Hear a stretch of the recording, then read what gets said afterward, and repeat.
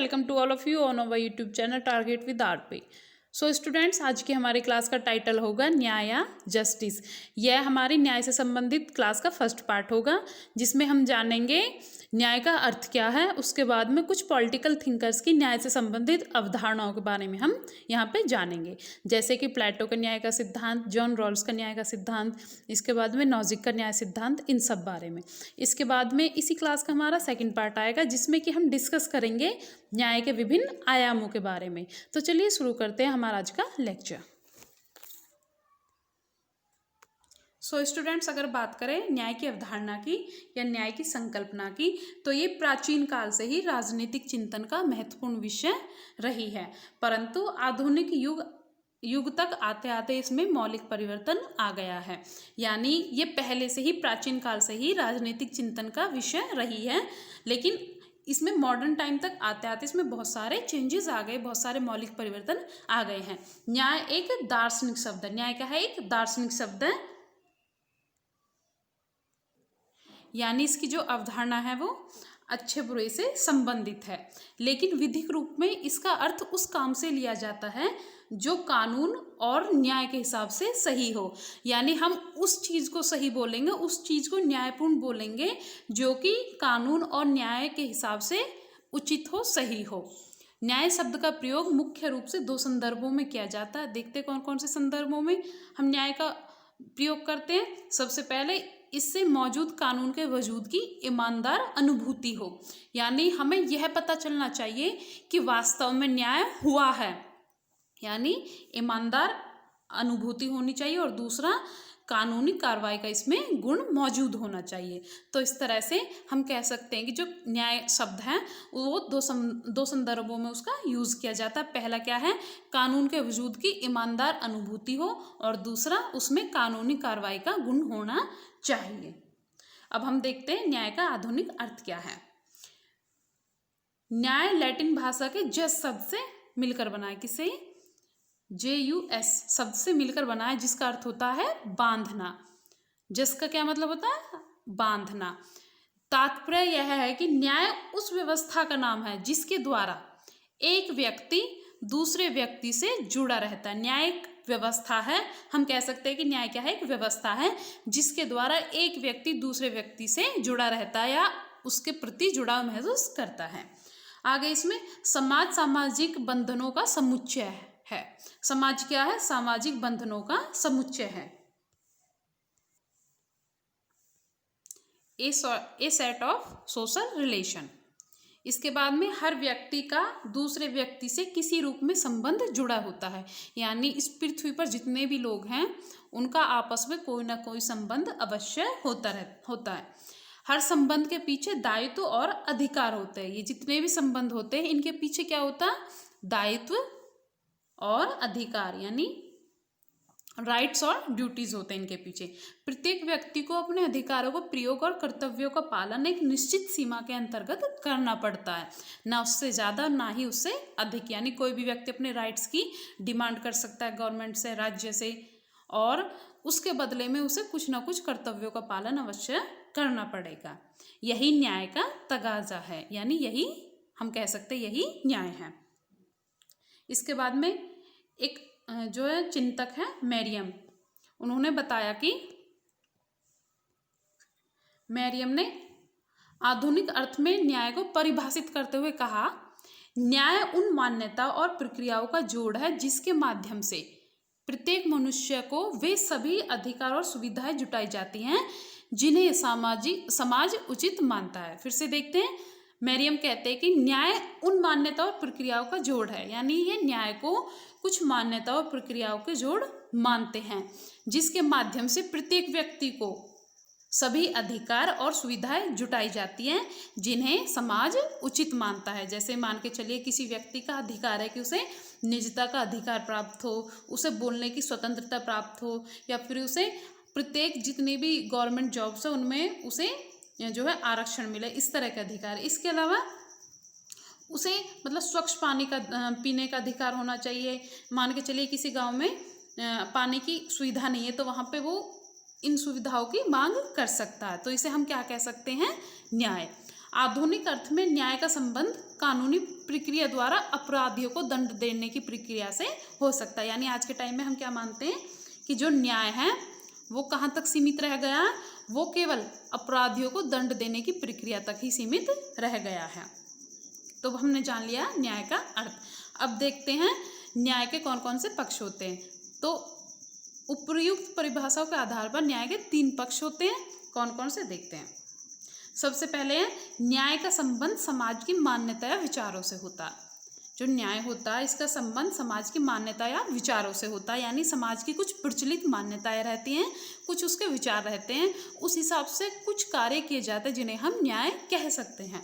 उसके बाद में सेकंड है इसमें न्याय प्रक्रिया में कानून का बहुत महत्व होता है। यानी ये जो न्याय की प्रक्रिया होती है इसमें कानून का बहुत ज़्यादा महत्व होता है। कई बार क्या होता है कानून के द्वारा ही हम न्याय को बनाए रखते हैं। इसके बाद में आगे इसमें न्याय का उद्देश्य समाज द्वारा मान्य अधिकारों और सुविधाओं को जुटाना होता है।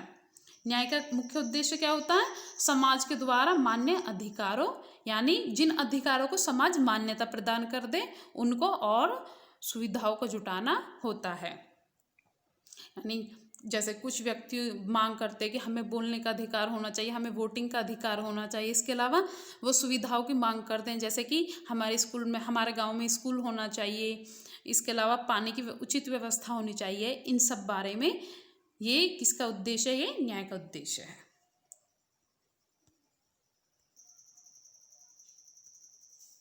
आधुनिक अर्थ में न्याय कानून की उचित प्रक्रिया का नाम है।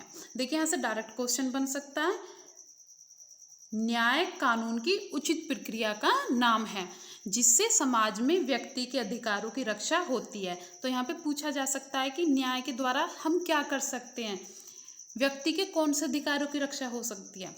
तो इस सब बारे में यहाँ से डायरेक्ट क्वेश्चन बन सकते हैं। अब आगे इसमें प्लेटो ने अपना न्याय का सिद्धांत स्पष्ट करने के लिए सबसे पहले यह बताने का प्रयास किया कि न्याय क्या नहीं है। यानी जब प्लेटो ने अपने न्याय का सिद्धांत दिया तो उसने सबसे पहले यह बताने का प्रयास किया कि न्याय क्या क्या नहीं है। प्लेटो ने यह बताने के लिए कि न्याय क्या है, उसका निवास स्थान कहाँ है, पहले उस युग में प्रचलित 3 धारणाओं का खंडन किया। यानी पहले से तीन धारणाएं चली आ रही थी समाज में।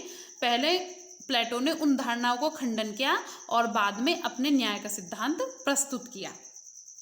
सैद्धांतिक रूप में ऐसा माना जाता है कि न्याय का विचार धनात्मक कानून के बोध के साथ आगे बढ़ता है, लेकिन जहाँ तक व्यवहार की बात है तो न्याय पर कानून के हिसाब से न्याय की अवधारणा हावी हो जाती है। देखिए यहाँ पे एक महत्वपूर्ण चीज़ ये है कि न्याय पर कानून के हिसाब से न्याय की अवधारणा हावी हो जाती है। कानून में सुधार की प्रक्रिया से जुड़ते समय हमें 3 बातें अपने दिमाग में बैठा लेनी चाहिए। कौन कौन सी वो बातें हैं कि यह सुधार गुणवत्तापूर्ण होना चाहिए, गुणवत्तापूर्ण न्याय, तेजी से न्याय और गरीबों के लिए न्याय को ध्यान में रखकर ही होना चाहिए। सबसे पहले क्या चीज़ है, इसमें जो न्याय है वो गुणवत्तापूर्ण होना चाहिए, अच्छा होना चाहिए। इसके बाद में न्याय तेजी से होना चाहिए। ऐसा नहीं है कि हमने कोई केस के या फिर किसी चीज़ के लिए हमने पिटीशन दायर की और पता चला उसका 30-40 साल बाद उसका जो है सुप्रीम कोर्ट का या हाई कोर्ट का निर्णय आता, तो उस न्याय से समाज को कोई बेनिफिट नहीं हो सकता। इसलिए इसमें कहा गया है कि जो न्याय की प्रक्रिया है वो तेज गति से होनी चाहिए। और इसके बाद जो समाज के पिछड़े तबके के लोग हैं उनके उत्थान के लिए भी न्याय को ध्यान में रखकर ही किया जाना चाहिए, जिससे कि जो समाज के पिछड़े हुए लोग हैं उनका भी उत्थान किया जा सके। उनको ध्यान में रखकर ही न्याय होना चाहिए। अब आगे इसमें संवैधानिक जनादेश को पूरा करने के लिए हमारे देश को इस क्षेत्र में साफ और प्रभावी सुधार की आवश्यकता है। डेफिनेटली इन चीज़ की हम ये जितने भी इसमें चीज़ें बताई गई है हमारे देश में इन सब की प्रभावी सुधार की आवश्यकता है, तभी हम कह सकते हैं कि पूर्ण रूप से न्याय हुआ है। यह आवश्यक है कि न्याय और कानून के संदर्भ में जनता के विश्वास को न केवल बचाया जा सकता है बल्कि उसे बढ़ाया भी जाए। सिर्फ यही नहीं है कि जनता विश्वास करती है हमारी न्यायपालिका पर, बल्कि उस विश्वास को बढ़ाने के लिए भी बहुत सारे कार्य किए जाए न्यायपालिका के द्वारा। जरूरी यह है कि न्याय देने की व्यवस्था मजबूत और प्रभावी हो। यानी जिस व्यवस्था के माध्यम से हम न्याय प्राप्त करते हैं वो व्यवस्था कैसी होनी चाहिए, मजबूत और प्रभावी। अंतर्राष्ट्रीय अनुभव यह बताते हैं कि कानूनी संस्थाएं, यानी जितनी भी कानूनी संस्थाएं हैं, वो देश के विकास में काफ़ी सहायक होती हैं। विश्व बैंक की रिपोर्ट भी एक देश के विकास और न्याय व्यवस्था में घनिष्ठ संबंधों की ओर इशारा करती है। यानी कोई देश कितना ज़्यादा विकसित है, यह इस बात पर डिपेंड करता है कि उस देश में न्याय व्यवस्था किस प्रकार की है। अगर किसी देश में अच्छी न्याय व्यवस्था है, त्वरित न्याय व्यवस्था है, तो वहाँ पे विकास भी ज़्यादा से ज़्यादा होगा, क्योंकि वहाँ पे जो सामाजिक तबके के लोग हैं, सामाजिक पिछड़े तबके के लोग हैं, उन्हें न्याय मिलेगा, जिससे कि वो अपना उत्थान कर पाएंगे और देश क्या होगा, विकास करेगा, देश विकसित बनेगा। तो ये तो हो गया हमारा न्याय का अर्थ। अब हम देखते हैं प्लेटो का न्याय सिद्धांत। प्लेटो के अनुसार न्याय क्या है।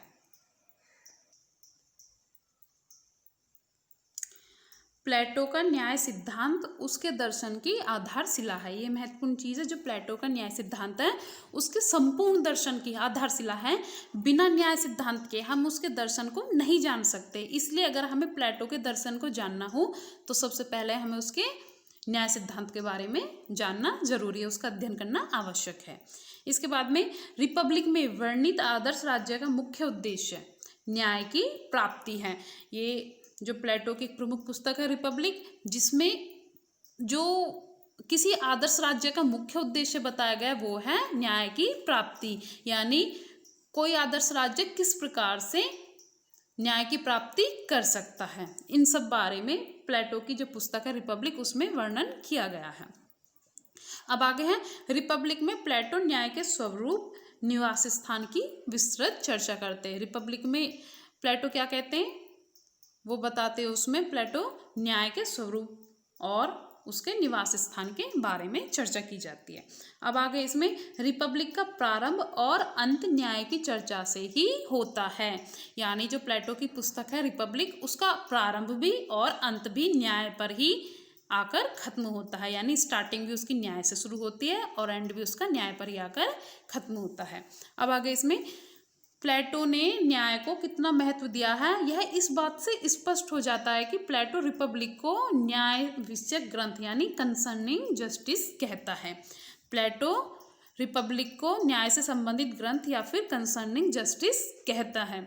इसके बाद में आदर्श राज्य में न्याय व्यवस्था की स्थापना के लिए ही दर्शन का शासन, राज्य नियंत्रित शिक्षा व्यवस्था तथा साम्यवादी व्यवस्था का प्रावधान किया गया। यानी आदर्श राज्य में न्याय की व्यवस्था को बनाने के लिए ही प्लेटो के द्वारा दर्शन का शासन, राज्य नियंत्रित शिक्षा यानी जो शिक्षा होगी, शिक्षा व्यवस्था होगी, वो राज्य के द्वारा नियंत्रित होगी और साम्यवादी व्यवस्था का भी प्रावधान किया गया है। प्लेटो के अनुसार समाज में प्रत्येक व्यक्ति को अपनी प्रकृति और प्रशिक्षण के अनुकूल अपने कार्य कुशलतापूर्व करने चाहिए और दूसरों के कार्य में हस्तक्षेप नहीं करना चाहिए। यहाँ पे प्लेटो कहते हैं कि समाज में सभी व्यक्ति को जो जिस कार्य को कर सकता है उनको कुशलतापूर्वक करना चाहिए और हमें दूसरों के कार्यों में हस्तक्षेप नहीं करना चाहिए। यानी एक दूसरे को उनका कार्य करने देना चाहिए। प्लेटो तत्कालीन नगर राज्यों की बुराइयों से बहुत ही चिंतित था। सोफिस्टों के प्रचार के परिणाम स्वरूप यूनानी नगर राज्यों के लोग बहुत ही स्वार्थी हो गए थे, व्यक्तिवादी बन गए थे, उनमें नैतिक मूल्यों का पतन हो गया था। इन बुराइयों को दूर करने के लिए राज्य में एकता तथा सामाजिक भ्रातृत्व यानी सोशल हार्मोनी लाने के लिए प्लेटो न्याय सिद्धांत का प्रतिपादन करता है। प्लेटो न्याय के लिए डिकायोसिन शब्द का प्रयोग करता है, जिसका अर्थ है कंसर्निंग जस्टिस, अर्थात न्याय से संबंधित। यही प्लेटो के न्याय सिद्धांत का आधार है। फिर से देखते हैं इसमें प्लेटो के न्याय के सिद्धांत का जो है आधार क्या है, वो है कंसर्निंग जस्टिस या न्याय से संबंधित।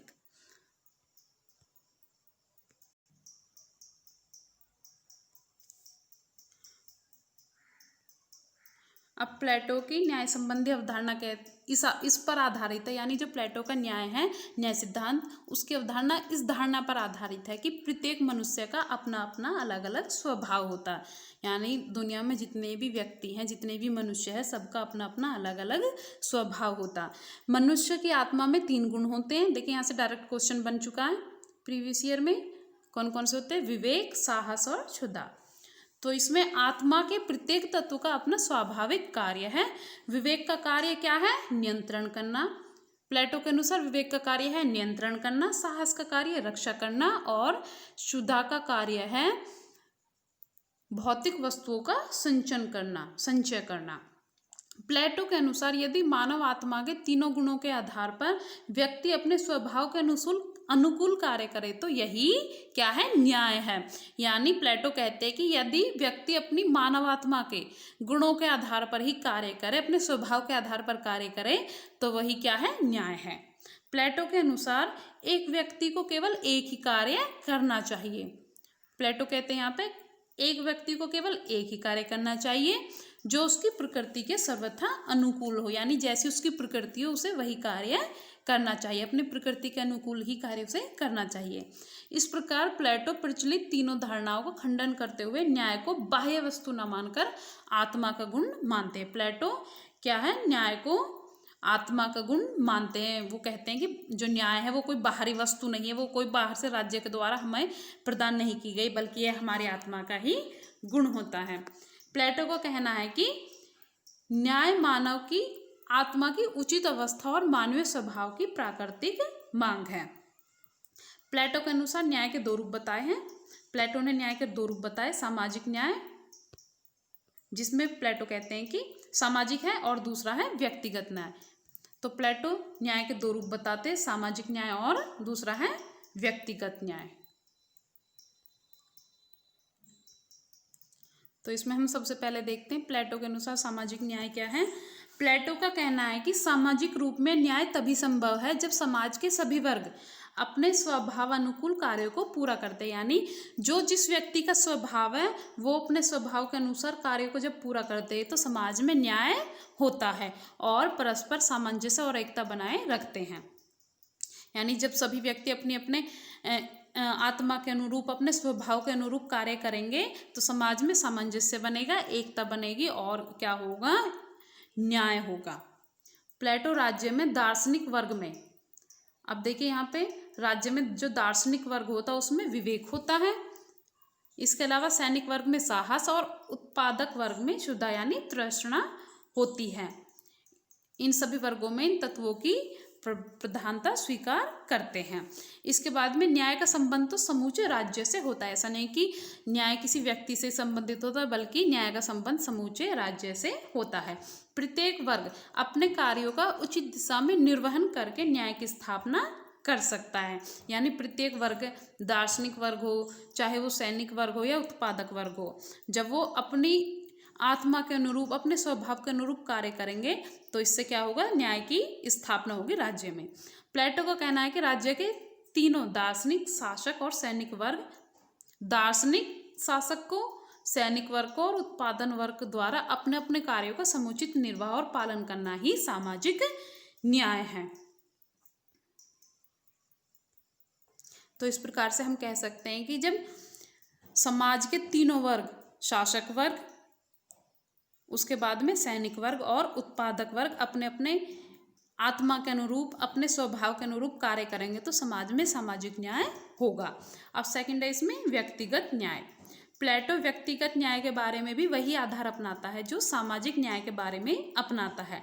प्लेटो का कहना है कि जब व्यक्ति की आत्मा के साहस और क्षुधा तत्व विवेक के नियंत्रण व अनुशासन में कार्य करते हैं तो व्यक्तिगत न्याय की प्राप्ति होती है। देखिए यहाँ पे एक महत्वपूर्ण स्टेटमेंट है ये प्लेटो का। प्लेटो के अनुसार राज्य व्यक्ति का ही विस्तृत रूप है। ये कई बार एग्जाम में पूछा गया है। इसका मतलब है कि जो राज्य है वो व्यक्ति का ही विस्तृत रूप है। जैसा व्यक्ति का जो स्वभाव होगा, जिस तरह की व्यक्ति की आत्मा होगी, वैसा ही राज्य होगा। प्लेटो का कहना है कि राज्य की उत्पत्ति वृक्षों और चट्टानों से नहीं बल्कि उसमें निवास करने वाले व्यक्तियों के चरित्र से होती है। देखिए महत्वपूर्ण चीज़ ये कही है उन्होंने कि जो किसी भी राज्य की उत्पत्ति वो केवल वहाँ पे वृक्षों से चट्टानों से नहीं होती, बल्कि जो लोग उसमें रहते हैं उनका चरित्र किस प्रकार का है ये ही डिसाइड करेगा कि राज्य किस प्रकार का होगा। जिस प्रकार सामाजिक न्याय में तीनों वर्ग अपने अपने कार्य क्षेत्र में रहते हैं, उसी प्रकार व्यक्तिगत न्याय में भी आत्मा के तीनों तत्व अपने ही क्षेत्रों में सीमित रहते हैं। आत्मा के तीनों तत्वों में सहयोग, एकता, सामंजस्य और संतुलन पाया जाता है। आत्मा में कौन कौन से तत्व पाए जाते हैं? सहयोग, एकता, सामंजस्य और संतुलन। व्यक्तिक न्याय ही वह गुण है जो व्यक्ति को सामाजिक बनाता है। यानी व्यक्ति को सामाजिक क्या बनाता है? उसका व्यक्तिक न्याय। अतः व्यक्तिक न्याय के बिना सामाजिक न्याय की कल्पना नहीं की जा सकती। इस प्रकार प्लेटो कहते हैं कि व्यक्तिक न्याय से ज़्यादा सामाजिक न्याय से ज़्यादा इम्पोर्टेंट क्या है? व्यक्तिगत न्याय है।